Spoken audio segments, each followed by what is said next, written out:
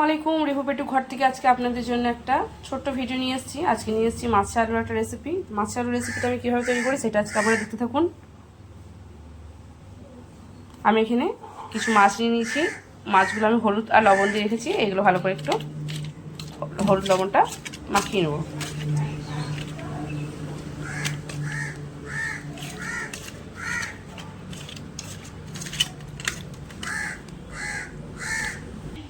এখানে আমি তেলটা গরম হতে দিয়েছি। এর মধ্যে আমি মাছগুলো একটা একটা করে দিয়ে দেবো।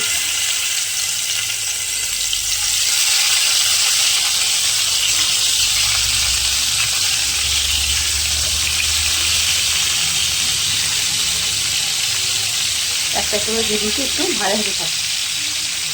মাছগুলো আমি একবার উল্টিয়ে নিচ্ছি, এবার হালকা করে ভেজে নেবো। মাছগুলো আমার ভাজা হয়ে গেছে, আমি এবার মাছগুলো তুলে নেবো।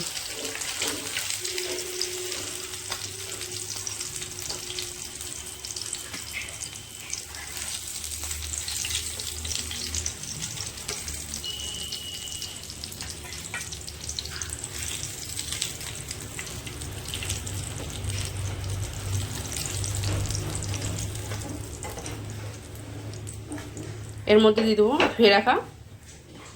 কেটে ধুয়ে রাখা আলু।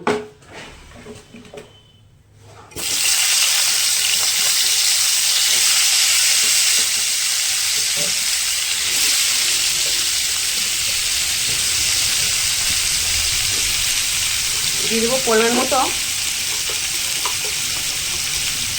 হলুদ গুঁড়ো আর সামান্য পরিমাণ লবণের গুঁড়ো।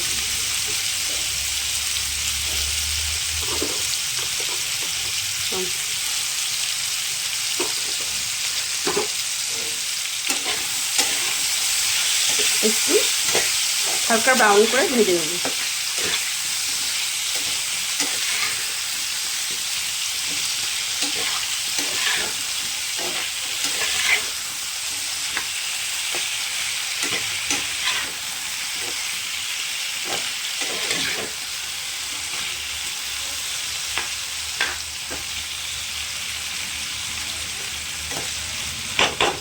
ভাজা হতে থাক।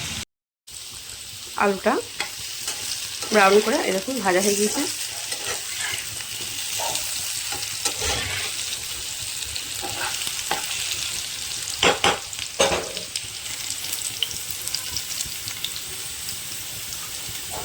আলুগুলো আমি তুলে নেব।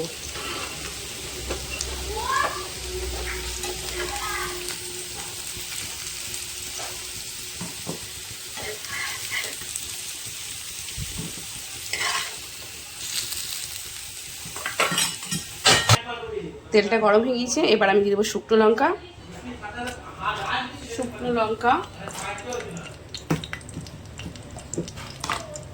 দিয়ে দেবো বেটে রাখা কাঁচা পেঁয়াজ।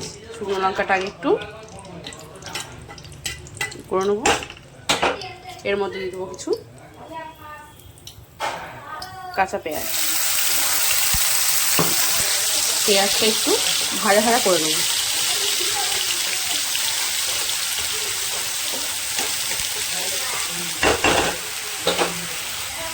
পেঁয়াজটা ভাজা ভাজা হয়ে এসছে, আমি আবার কুচিয়ে রাখা টমেটো আর কাঁচা লঙ্কা অ্যাড করে নিলাম। ভালো করে কষিয়ে নেবো। পরিমাণ মতো লবণ দিয়ে কষাবো, টমেটোটা তাড়াতাড়ি নরম হয়ে যাবে।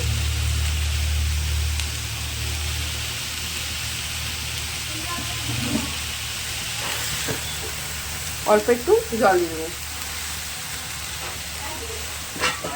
এবার এটা ভালো করে মশলাটা কষাতে থাকবে।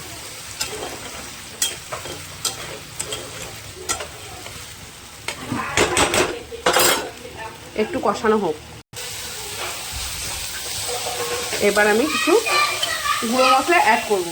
ফার্স্টে আমি দিয়ে দেবো হলুদ গুঁড়ো,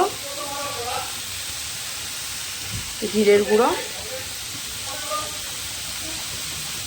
অল্প একটু সামান্য নুন, দিয়ে দেবো লঙ্কার গুঁড়ো। হালকা একটু জল দিয়ে ভালো করে কষিয়ে নেব।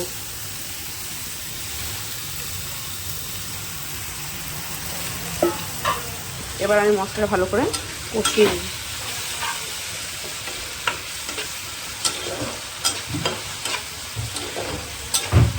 এর মধ্যে আমি দেবো একটু আদা রসুন পেস্ট। এর মধ্যে আমি পরিমাণ মতো আদা রসুন একটু পেস্ট অ্যাড করব।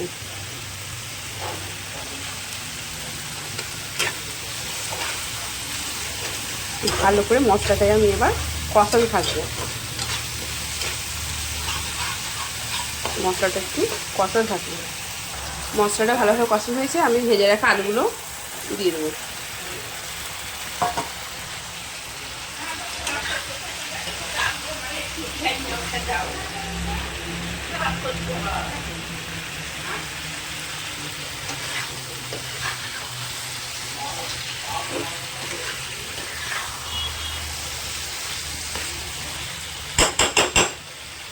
আলু দিয়ে একটু ভালো করে কষিয়ে নেবো।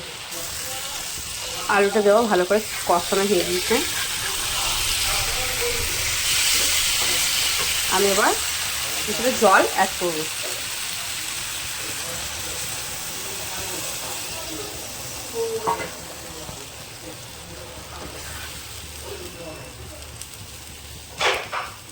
এটা আমি আবার চাপা দিয়ে রেখে দেবো কিছুক্ষণের জন্য।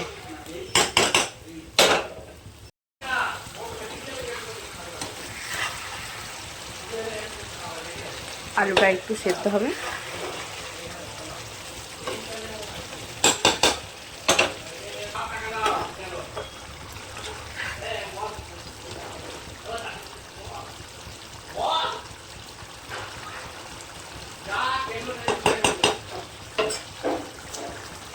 আলুগুলো সেদ্ধ হয়ে গিয়েছে, এবার আমি মাছগুলো দিয়ে দেবো।